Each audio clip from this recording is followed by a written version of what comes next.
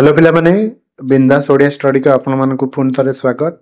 आज आमे पढ़िबा साहित्य सुरभि सप्तम श्रेणी रो अध्याय 13 काठरू भात घासरू दूध बायरू चीनी। एई प्रबंध लेखक होउचंती डॉक्टर गोकुलानंद महापात्र लिखिचंती। चलंतु आर अभ्यास प्रश्न उत्तर करिबा। एक नंबर अछि उत्तर कुह कर अछि केउठी असंभव कथाटाए उपरे दीर्घ आलोचना चलीथिला केउठी। उत्तर लिखिबा बोस्टन विश्वविद्यालयर रसायन विभागर आलोचना कक्षरे पूरापूरी असंभव कथाटाए उपरे दीर्घ आलोचना चलीथिला। ख खाद्य मूलरे कौन सबु रहिछि बोली लेखक कहिचंती। उत्तर लिखिबा शिक्षा सभ्यता संस्कृति शांति और रामराज्य इत्यादि खाद्य मूलरे ए सबु रहिछि बोली लेखक कहिचंती। गर क्वेश्चन अछि कहा द्वारा जनसंख्या को रोका जाई पारिबो। उत्तर लिखिबा एबेठारु सचेतन होई उपयुक्त विचार द्वारा जनसंख्या को रोका जाई पारिबो। घ पृथ्वीर जनसंख्या बढ़िले कौन कमिजिब। उत्तर लिखिबा पृथ्वीर जनसंख्या बढ़िले चाष जमी कमिजिब। उमरे अछि श्वेत सार खाद्यरु जेउ बळका खाद्य रहे गछ ताकू केउठी साइति रखे। उत्तर लिखिबा श्वेत सार खाद्यरु जेउ बळका खाद्य रहे गछ ताकू निज फल मूलरे साइति रखे। एक नंबर सरीगला। दुई नंबर अछि दुई बा तीनोटी वाक्यर उत्तर लेख। केउ केउ खाद्यरु श्वेतसार और स्नेहसार मिले। उत्तर लिखिबा आमे आजिकाली कृषिरु जहा खाद्य पदार्थ आहरण करुछु तहिरु आमको श्वेतसार पुष्टिसार और स्नेहसार मिलुछि। तेबे धान गहम बाजरा मका मांडिया और आलू आदिरु श्वेतसार एवं सोरिष चीना बादाम आदिरु स्नेहसार मिलिथाए। ख रबी फसल मत्स्य और कुकुडारु आमे केउ जातीय खाद्य पाऊ। उत्तर लिखिबा रबी फसल मत्स्य और कुकुडारु आमे पुष्टिसार जातीय खाद्य पाऊ। ग भविष्यत रे अंगारकाम्ल गैस रु कौन उत्पादन हेबो बोली लेखक कहिचंती। उत्तर लिखिबा भविष्यत रे अंगारकाम्ल गैस रु श्वेतसार जातीय खाद्य उत्पादन हेबो बोली लेखक कहिचंती। दुई नंबर घर क्वेश्चन अछि आगामी काल रे बड़ बड़ गछ बण बुदारु आमे कौन कौन पाइबा बोली वैज्ञानिक माने भाबिचंती। उत्तर लिखिबा आगामी काल रे बड़ बड़ गछ बण बुदारु आमे मैदा अटा चीनी चाउल और सुजी आदि पाइबा बोली वैज्ञानिक माने भाबिचंती। उरे जेते बेले चाष जमी और गृहपालित पशु संख्या कमी जीव तार उत्तर लिखिबा भविष्यत रे केते बेले कमी जीव। उत्तर लिखिबा भविष्यत रे जनसंख्या वृद्धि हेतु चाष जमी और गृहपालित पशु संख्या कमी जीव। च काहाकू रूपांतरित करी दूध दही छेनारे परिणत करी हेबो। उत्तर लिखिबा आम समुद्र महासमुद्र मानकरे इत्ते प्रकार जड़ज प्राणी अछंती जेउ मानकर शरीर रे पुष्टिसार को रूपांतरित करी आवश्यक पुष्टिसार उत्पादन करी हेबो। तेणु सामुद्रिक प्राणी गुडी को रूपांतरित करी दूध दही और छेनारे परिणत करी हेबो। दुई नंबर सरीगला आमर तीन नंबर आमर सरल भाषा रे बुझाई दियो। करे अछि इहा स्वत सिंधी जे विज्ञान सेते बेलकू जेउ उन्नत अवस्था को आनिथिबो सेतिरे खाद्य समस्या एक बड़ समस्या होई रही न पारे। उत्तर लिखिबा इहा डर देई न पारे। संक्षिप्त गद्यांशटी डॉक्टर गोकुलानंद महापात्रଙ୍କ रचित काठरू भात घासरू दूध बायुरू चीनी शीर्षक प्रबंधरू आनीत। एही ପ୍ରସଙ୍ଗରେ ଭବିଷ୍ୟତରେ ବିଜ୍ଞାନ ଉନ୍ନତ ଖାଦ୍ୟ ସମସ୍ୟା ସମାଧାନରେ ସହାୟକ ହେବ ବୋଲି ଲେଖକ ବର୍ଣ୍ଣନା କରିଛନ୍ତି। ଜନସଂଖ୍ୟା ବୃଦ୍ଧି ହେତୁ ଖାଦ୍ୟ ସମସ୍ୟା ଭବିଷ୍ୟତର ଏକ ବଡ଼ ସମସ୍ୟା। ପୃଥିବୀର ଲୋକସଂଖ୍ୟା କ୍ରମାଗତ ବଢ଼ି ଚାଲିଥିବାରୁ 1000 କି 2000 ବର୍ଷ ପରେ ଲୋକମାନଙ୍କୁ ଖାଦ୍ୟ ଯୋଗାଇବା ଅସମ୍ଭବ ହୋଇପଡ଼ିବ। କିନ୍ତୁ ଲେଖକ ଆଶା ପ୍ରକାଶ କରିଛନ୍ତି ଯେ ବିଜ୍ଞାନ ସେତେବେଳକୁ ଯେଉଁ ଉନ୍ନତ ଅବସ୍ଥାକୁ ଆସିଥିବ ତାହା ଫଳରେ ଖାଦ୍ୟ ସମସ୍ୟା ସମାଧାନ ହୋଇପାରିବ। ଖ ଯେଉଁ ଦେଶରେ ଖାଦ୍ୟ ନାହିଁ ସେଠି ଶିକ୍ଷା ସଭ୍ୟତା ଶାନ୍ତି କିଛି ଉଧେଇ ପାରିବ ନାହିଁ। ଉତ୍ତର ଲେଖିବା ଯେଉଁ ନାହିଁ। ଉକ୍ତ ଗଦ୍ୟାଂଶଟି କାଠରୁ ଭାତ, ଘାସରୁ ଦୁଧ, ବାୟୁରୁ ଚିନି ଶୀର୍ଷକ ପ୍ରବନ୍ଧରୁ ଆନିତ। ଏହି ପ୍ରସଙ୍ଗରେ ଲେଖକ ଡକ୍ଟର ଗୋକୁଳାନନ୍ଦ ମହାପାତ୍ର ଖାଦ୍ୟ ସମସ୍ୟା ଗୁରୁତ୍ୱ ବିଷୟରେ ବର୍ଣ୍ଣନା କରିଛନ୍ତି। ଲେଖକଙ୍କ ମତରେ ଖାଦ୍ୟ ହେଲା ମଣିଷର ଜୀବନ। ଖାଦ୍ୟ ନ ହେଲେ ମଣିଷ ବଞ୍ଚିପାରେ ନାହିଁ। ଶିକ୍ଷା, ସଭ୍ୟତା, ସଂସ୍କୃତି, ଶାନ୍ତି ଓ ରାମରାଜ୍ୟ ଏସବୁ ମୂଳରେ ରହିଛି ଖାଦ୍ୟ। ଖାଦ୍ୟ ନ ହେଲେ ଶିକ୍ଷା, ସଭ୍ୟତା, ଶାନ୍ତି, ରାମରାଜ୍ୟ ସବୁ ଧ୍ୱଂସ ପାଇଯିବ। ଯେଉଁ ଦେଶରେ ଖାଦ୍ୟ ନାହିଁ ସେଠି ଶିକ୍ଷା, ସଭ୍ୟତା ଓ ଶାନ୍ତି କିଛି ଉଧେଇ ପାରିବ ନାହିଁ। ବୁଝିଲା? ଖଟି ଏଇପରି ଲେଖିଦବ। 3 ନମ୍ବର ସରିଲା। 3 ନମ୍ବର ସରିଗଲା। ଏବେ 4 ନମ୍ବର ଯିବା। 4 ନମ୍ବରରେ କଣ ଅଛି? ଉତ୍ତର ଲେଖ। ପାଖାପାଖି 70ରୁ 80ଟି ଶବ୍ଦରେ ଲେଖିବ। ପ୍ରତ୍ୟେକ ଦେଶର ଖାଦ୍ୟ ସମସ୍ୟା ହିଁ ପ୍ରଧାନ ସମସ୍ୟା। ଏ କଥାଟିର ଯଥାର୍ଥତା ବୁଝାଅ। ଉତ୍ତର ଲେଖିବା ଖାଦ୍ୟ ହେଉଛି ମଣିଷର ଜୀବନ। ଖାଦ୍ୟ ନହେଲେ ମଣିଷ ବଞ୍ଚିପାରିବ ନାହିଁ। ଶିକ୍ଷା, ସଭ୍ୟତା, ସଂସ୍କୃତି, ଶାନ୍ତି ଓ ରାମରାଜ୍ୟ ଇତ୍ୟାଦି ସବୁର ମୂଳରେ ରହିଛି ଖାଦ୍ୟ। ଖାଦ୍ୟ ନହେଲେ ଶିକ୍ଷା, ସଭ୍ୟତା, ଶାନ୍ତି ଓ ରାମରାଜ୍ୟ ଇତ୍ୟାଦି ସବୁକିଛି ଧ୍ୱଂସ ପାଇଯିବ।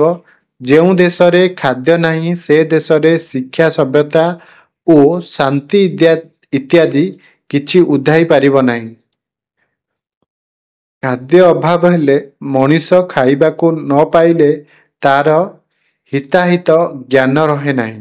ଏ କ୍ଷେତ୍ରରେ ତାର ଶିକ୍ଷା, ସଭ୍ୟତା ଓ ସଂସ୍କୃତି ସବୁ ପାଣି ଫୋଟକା ଭଳି ମିଳେଇ ଯାଇଥାଏ।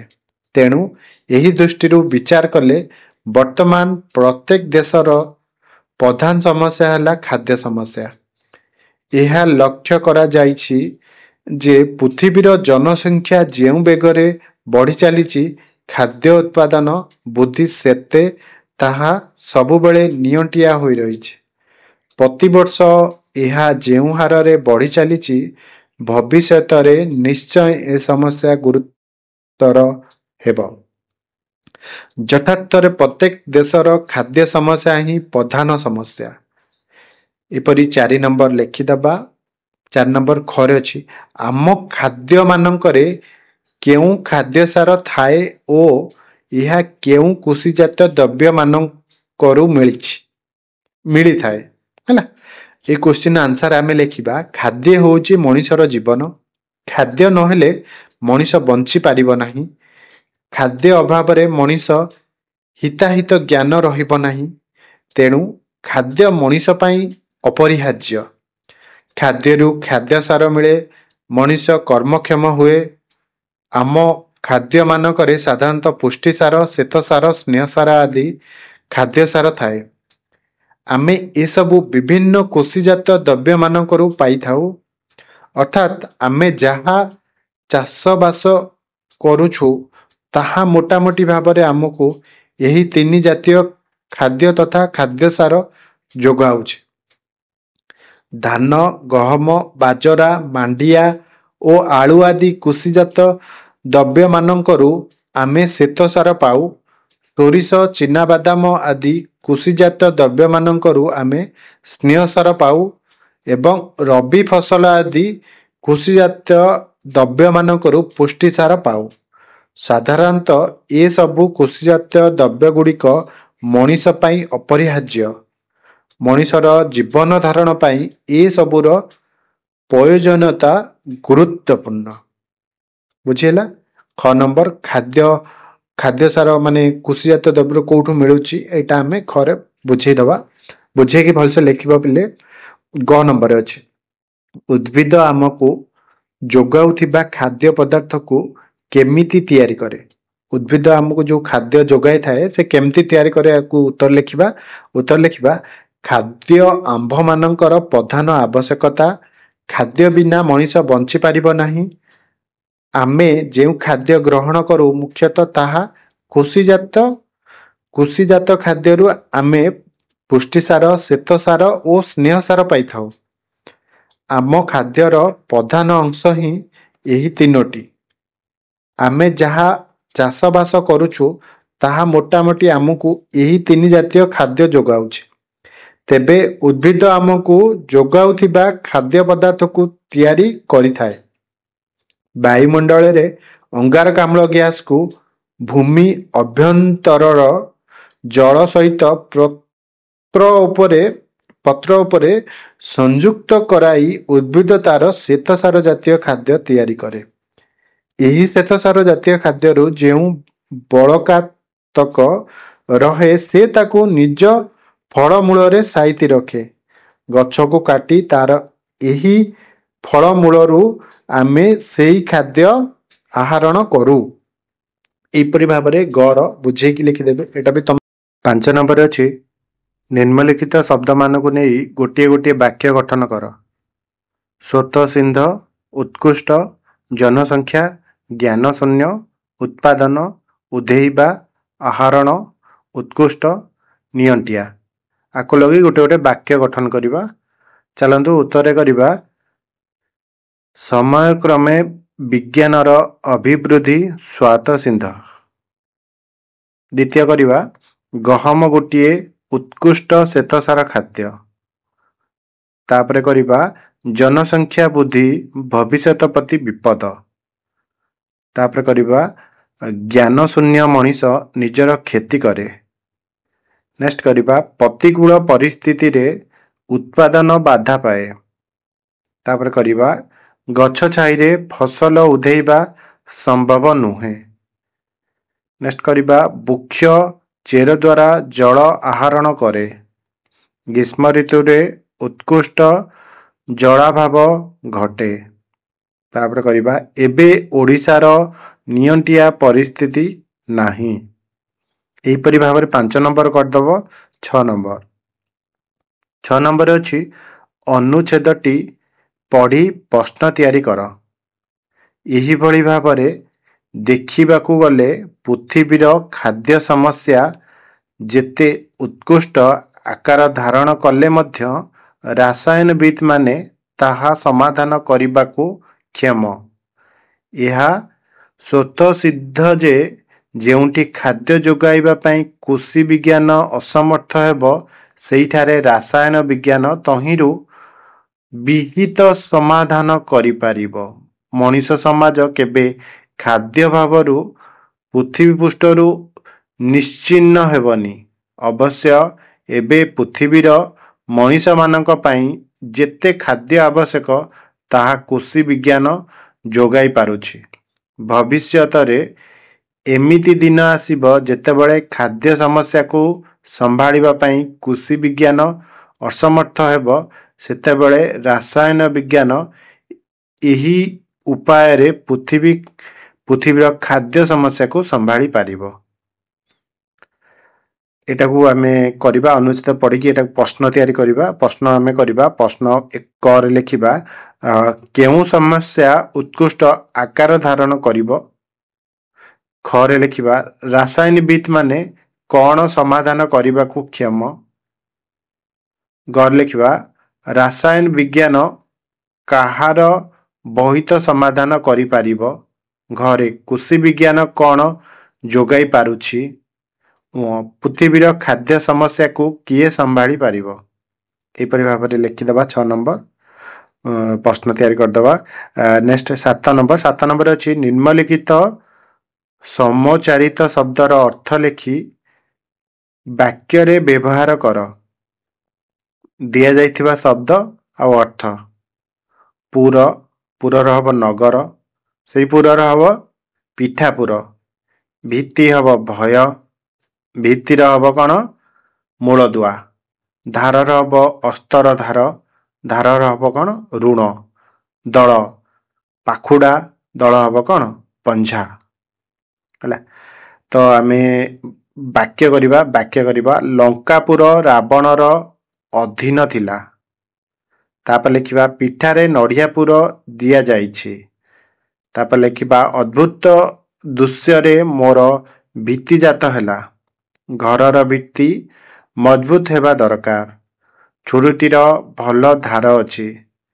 तापर लिखिबा गोपाल मो ठारू टंका धार नेला। पद्म फूलर दल गुड़िक नरम।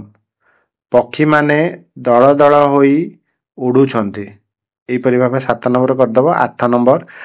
8 नंबर अछि निम्नलिखित शब्द गुड़िकर विपरीतार्थक बोधक शब्द लेख। हला दिया जाइथिबा शब्द आ उत्तर होची तापरे लिखिबा उत्तर लिखिबा विपरीत बोधक शब्द। हला नियंटिया नियंटिया हबो बळका। असंभव हबो संभव।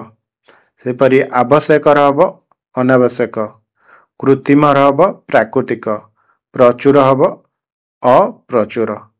एपरि भाबे 8 नंबर करिवो। 9 नंबर कौन तळे दिया दिथिबा शब्द गुड़िकर बहुवचन रे व्यवहृत शब्द मानकु बाछि लेख।